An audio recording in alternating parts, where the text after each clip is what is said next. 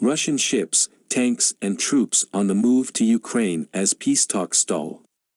Russia has sent troops more than 4,000 miles to Ukraine's borders and announced sweeping naval drills as Moscow expands its preparations for a potential attack on Ukraine as negotiations appear at a deadlock. 6 Russian landing ships capable of carrying main battle tanks, troops and other military vehicles traveled through the channel en route to the Mediterranean last week in a deployment that could bolster an amphibious landing on Ukraine's southern coast if Vladimir Putin orders an attack.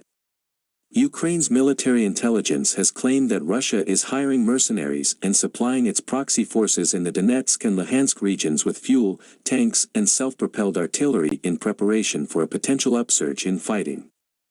And a large military force, including Iskander short-range ballistic missiles, elite Spetsnaz troops and anti-aircraft batteries, has arrived in Belarus from Russia's eastern military district, an extraordinary deployment that Western officials and analysts say could enable Moscow to threaten Kiev, Ukraine's capital. The new deployments have worried U.S. officials. "What concerns us is the total picture," said a senior State Department official in a briefing last week. It is the amassing of 100,000 troops along Ukraine's borders combined with moving forces into Belarus over the weekend. These numbers are beyond, of course, what we would expect with regard to a normal exercise.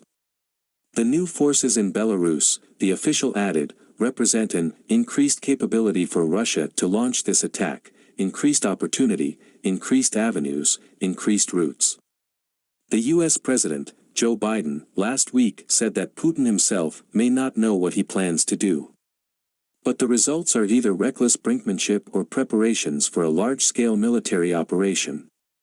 It gradually dawned on Putin that if he stays on the track of stable and predictable, as Biden indicated, he's the designated loser, said Pavel Bave, research professor at the Peace Research Institute Oslo and a Brookings Institution non-resident fellow. Something needed to be done. He went for this escalation quite sharply. Diplomatic efforts last week were inconclusive. The Russian Foreign Minister, Sergei Lavrov, called talks with U.S. Secretary of State Antony Blinken frank and substantive. "I can't say whether we are on the right track or not on the right track.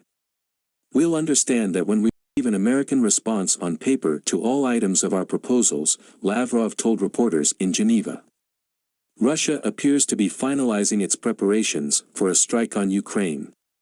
But even if the attack never comes, analysts say that there may never be a return to the status quo before the Russian buildup began last year. "I think it's clear that even if a war is avoided, I don't think we're going to go back to the situation prior to April 2021, said Angela Stent, Director Emerita of the Center for Russian, East European and Eurasian Studies at Georgetown University and a non-resident senior fellow at the Brookings Institution.